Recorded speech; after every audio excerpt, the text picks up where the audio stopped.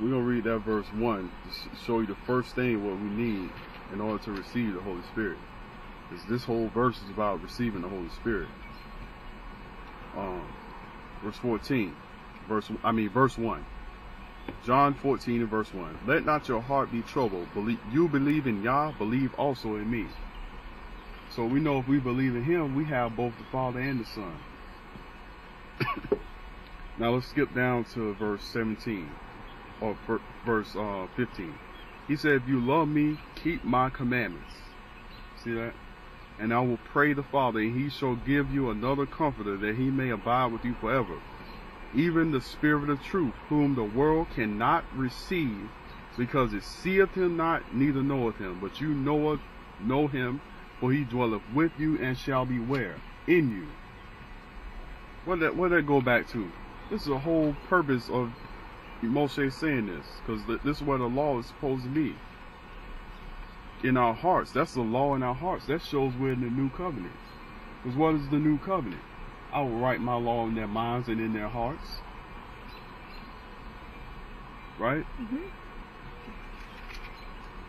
It shows that you are part of the body of Messiah. We're going to read that later. We got a lot of places to skip around because there's a lot of ways to explain how to receive the Holy Spirit. Deuteronomy chapter 6 and verse 6. He say, let's go up. Let's go up to verse 4. This is what the master quoted in Matthew chapter 22, not 22, it might have been Luke. But he said, hear, O Israel, Yahuwah our Elohim is one Yah. And thou shalt love Yahuwah thy Elohim with some of thy heart. All thine heart. With all thine heart. And with all thy soul. And with all thy might. So you can't come to Yah half-hearted. And he can't make you love him. I can't make you love him. You have to have the love of Yah already in your heart. You have to want to seek him. That's why he said, you shall seek me and you shall find me when you seek me with all your heart. He didn't tell you to do it half-heartedly. You got to go after the paths of Yah. You got to follow him and follow his commandments and do what they say do. Because nobody can make you love him. So looking at me is not going to teach you how to love the Father. You have to have that love already in your heart. And what did he say after that? He said, and these words which I command thee this day shall be where? In thine heart. So he said that in John 14, even he's going to send the Spirit of truth, whom the world cannot receive, because it seeth him not, neither knoweth him. But you know him, for he dwelleth with you and shall be in you. He's speaking about the Holy Spirit. He called it a comforter here. So let's skip down to verse 26 so you see that this is the Holy Spirit which he is talking about. And this is nothing but the Father and Son dwelling in you. Let's skip down and show that that's the Father and Son dwelling in you. But afterwards we'll show that this hidden wisdom and the secret of Yah is all contained in this verse that we're reading here. Go to verse 21. Are you back in John again? Yeah, John 14 verse 21. John chapter 14 and verse 21. He that hath my commandments and keepeth them, he it is that loveth me. And he that loveth me shall be loved of my Father, and I will love him and what? Manifest myself to him. He's going to reveal himself to him because he's hidden from the eyes of all living. That's what we read in John chapter 28, and we already know he made the world by his wisdom. And in John 1:1, we know that the Word was with him in the beginning, and without him was not any of these things made that was made. All things were made by him and for him, because all things are meant to be gathered in his body back to the Father,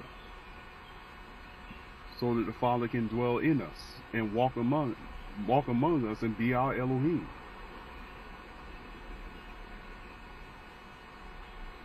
because we're supposed to be dwelling in our hearts. This is the temple for the Holy Spirit of Yah to dwell in, our bodies. So so he will show himself to them. And if you can go through this word and you can see him through the book, through the volume of the book where he say he come in, that shows he's manifested himself to you. He has shown himself to you. Out of the volume of the book, as he say, lo, I come in the volume of the book. It is written of me to do thy will, O Elohim. Let's go to verse 22. He said, Yehuda said unto him, or Judas as the world calls him, not Iscariot, Master, how is it that thou wilt manifest thyself to us and not unto the world? He already knew it's not going to be shown to the world. Verse 23. Yahushua answered and said, if a man love me, he will keep my words. Why do people think that they can say they love him out of a mouth profession? We're going to read about that too. If a man love me, he will keep my words, and my Father will love him, and we will come unto him and make our abode with him. You see that? Mm-hmm. He said, we will come unto him and make our abode with him. It's Psalm 68:18 says, thou was ascended on high, thou was led captivity captives, thou received gifts of men, yea, for the rebellious also, that Yahuwah might dwell among them. Leviticus chapter 26, verse 1 through 3 and verse 12 says, you shall make no idols, no graven image, neither rear you up a standing image, neither shall you set up an image of stone in your land to bow down to it, for I am Yahuwah your Elohim. You shall keep my Sabbaths and reverence my sanctuary. Where is the sanctuary? What is the sanctuary at this point in time? Our body is a temple. Yeah, he's supposed to dwell in us.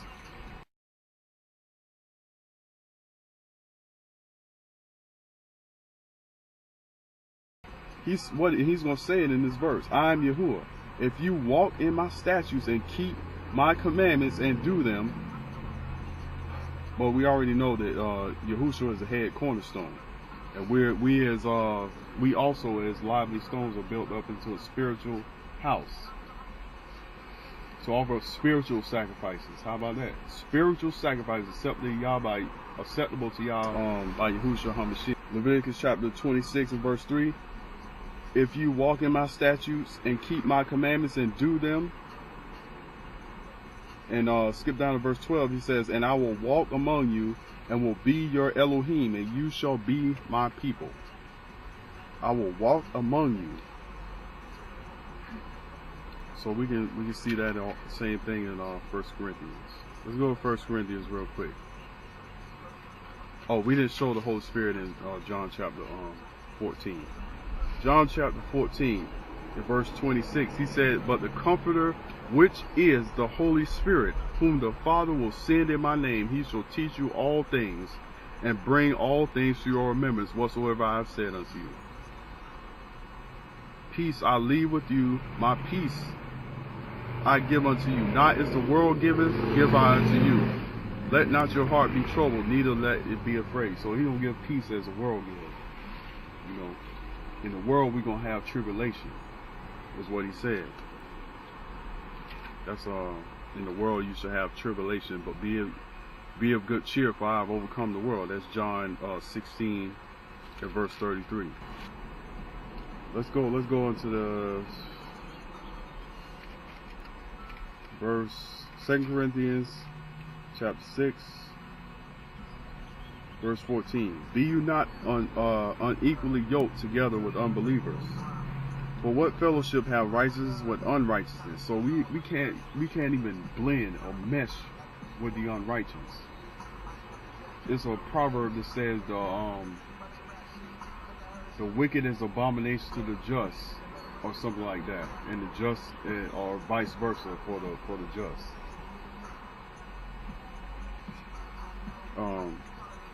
Be not unequally yoked together with unbelievers. For what fellowship have righteousness with unrighteousness? What communion have light with darkness? And what concord has Messiah with Belial? Or what part have he that believeth with an infidel or with an unbeliever? What agreement hath the temple of Yah with idols? For you are the temple of the living Elohim. As Elohim hath said, I will dwell in them and walk in them, and I will be their Elohim, and they shall be my people. See that? He said he will dwell in us and walk among us. Wherefore, come out from among them and be you separate, saith Yah, and touch not the unclean thing, and I will receive you. Why? And there's let's see. I think it's where it said the priests have violated my law, and they have not shown the difference between the clean and unclean.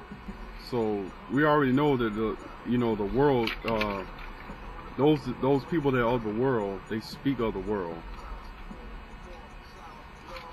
and the world heareth them. But if you are of Yah, you will not hear the voice of strangers, because they're strangers because they do not keep his covenant and his testimony. That was really good. He said, my sheep hear my voice, a stranger they will not hear. It's John chapter 10. I'm going through a little scriptures as I look for this, where he said, priests have violated his law, and they show not the difference between the unclean, because this is what we read in 1 Corinthians. Ezekiel 22 and 26. Hold your place in 2 Corinthians chapter 6, and we'll go right back there. Ezekiel 22.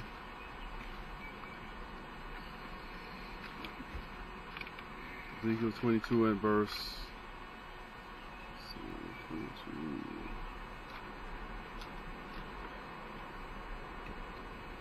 In verse 26. Ezekiel 22 and verse 26. Her priests have violated my law. They have profaned mine holy things. They have put no difference between the holy and profane. They have shown no difference between the unclean and the clean, and have hid their eyes from my Sabbaths, and I am profaned among them. These are things that these priests did. But these people who call themselves pastors, they do the same thing as the priests who violate his law and hid their eyes from his Shabbat. That provoked him to anger. And he is profane to them. Yeah, and he is profaned among them. They hid their eyes from his Shabbat and showed not the difference between unclean. So we read, let's go back, right back to 2 Corinthians chapter 6. Verse 14, he says, wherefore come out from among them, be ye separate, saith Yah, and touch not the unclean thing, and I will receive you. So unclean and clean is the same thing as it was in the so-called Old Testament. So what makes unclean different? Because it's in Paul is actually quoting an Old Testament verse, quote unquote. When did it change? Malachi 3:16 says, I am Yahuwah and I change not. Therefore you sons of Jacob are not consumed. That's why we stand today.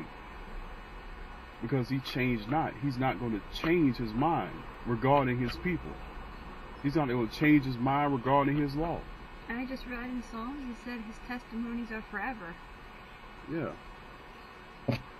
So he's not going to change his law. He says, touch not the unclean thing. So you wouldn't have no understanding of what is unclean if you can't go back to the